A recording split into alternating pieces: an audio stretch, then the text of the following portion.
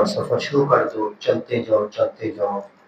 فائزہ فقط ہو، جب تم اس مچھلی کو گم پاؤ، فہو سما، تو وہ وہاں ہوں گی۔ یہ سما ظرف ہے اور ہوا مبتدا ہو جائے گا، سما خبر ہو جائے گی، وہ وہاں ہوں گی۔ کون؟ خضر علیہ السلام۔ فن طلقہ، وہ چل پڑے، ون طلقہ، اور چل پڑے یا لے کر چل پڑے اپنے ساتھ، بے فتح، ایک نوجوان کو، ان کا نام ہے یوشع بن نون۔ تو موسیٰ علیہ السلام علم حاصل کرنے کے لیے ایک عالم کی طرف جا رہے ہیں اور آج ساتھ ایک ساتھی کو لے کے جا رہے ہیں۔ وَحَمَلَ حُوتًا، اور دونوں نے ساتھ اٹھا لی ایک مچھلی، فی مکتل، ٹوکری کے اندر، حتیٰ اذا کھانا، یہاں تک کہ جب وہ پہنچے، عند الصخرہ، ایک چٹان کے پاس، ایک پتھر کے پاس، وضع، دونوں نے رکھ دیا، رؤوسہم، اپنے سروں کو، زمین پر لیٹ گئے، وناما، اور سو گئے۔ فانسل الحوت، کھسک گئی مچھلی، من المکتل، ٹوکری سے، اور ساتھ ہی وہ سمندر تھا، پانی۔ فاتخذ، اس نے بنا لیا، سبیلہ، کو اپنا راستہ، فی البحر، سمندر میں، سربن، سربن کا ایک معنی ہے خفیہ راستہ، دوسرا معنی کرتے ہیں سرب نما۔ جب وہ پانی میں داخل ہوئی تو مچھلی آگے چلے گی اور پیچھے پانی وہ گولائی میں ویسے ہی کھڑا سرب نما بن گیا۔ وَكَانَ لِمُوسَىٰ، اور یہ تھا موسیٰ علیہ السلام کے لیے، وفتح، اور اس کے نوجوان کے لیے، عجبا، بڑا عجیب منظر، جو مچھلی جب پانی میں داخل ہوگی۔ یہاں سے معلوم ہوتا ہے کہ وہ سرخ بن گئی، خالی جگہ اندر نظر آنے لگی جیسے پانی کے اندر۔ فانطلقا، وہ دونوں چلتے گئے، بقیۃ لیلتہما، اپنی بقیہ رات، ویومہما، اور اپنا دن۔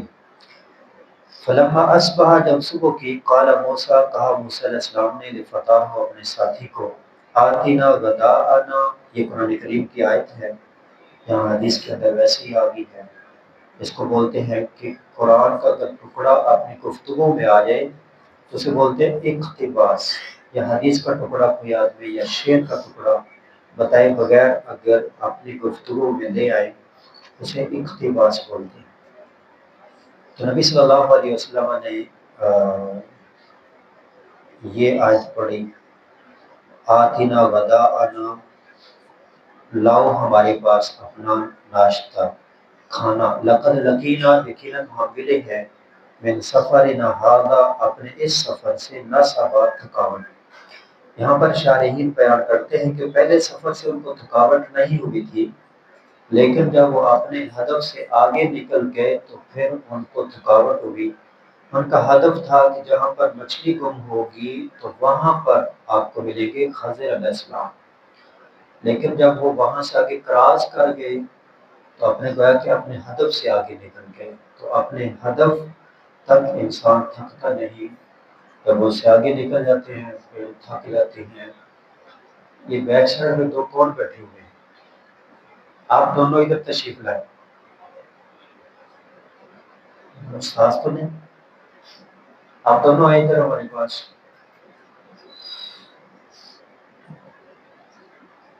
ہاں، یہ بھی اپنے ہدف سے آگے نکل گئے، پکڑے گیا نا۔ فلم یجد موسیٰ، ہاں بلکہ یہاں پر آ گیا، نہیں پایا موسیٰ علیہ السلام نے، مسن من النصب، تھکاوٹ کا تھوڑا سا بھی احساس، کچھ محسوس کرنا بھی نہیں پایا، حتی جاوز المکان، یہاں تک کہ کراس کر گیا اس جگہ کو، الذی امر بہ، جس کا ان کو حکم دیا گیا تھا۔ تو اس زندگی کے اندر اللہ نے جس جس چیز کا جو جو حکم دیا ہے، اگر انسان وہاں تک رہے گا تو زندگی بڑی آسان ہوگی، جب اس کو کراس کرے گا پھر مشکل میں پڑ جائے گا۔ آپ کی 24 گھنٹے کی زندگی آپ جس شعبے میں بسر کر رہے ہیں اور جو بھی کر رہے ہیں، اگر آپ اپنے معاملات کے اندر شرعی امور کو کراس کریں گے پھر مشکل میں پڑ جائیں گے، پھر تھکاوٹ میں پڑ جائیں گے۔ نبی صلی اللہ علیہ وسلم کی حدیث جب بیان ہو رہی ہو تو اس کو غور سے سننا چاہیے، اور خاص طور پر وہ طلبہ کرام جو گھر سے آئے ہی اس لیے ہیں کہ وہ غور سے سنیں. یہاں پر مشائخ بھی تشریف فرما ہیں اور بس اوقات یہ بیان کرتے ہیں تو میں سمجھتا ہوں مجھ سے یہ پڑھے ہیں. تو اور جو طلبہ ہیں وہ ماشاءاللہ پیچھے اپنا موبائل لگا کر بیٹھے ہوئے. اپنا موبائل لائیں، موبائل لائیں. آپ دونوں کے پاس موبائل تھا، موبائل میں کہہ رہا ہوں موبائل لے آؤ. میں کہہ رہا ہوں موبائل لے آؤ.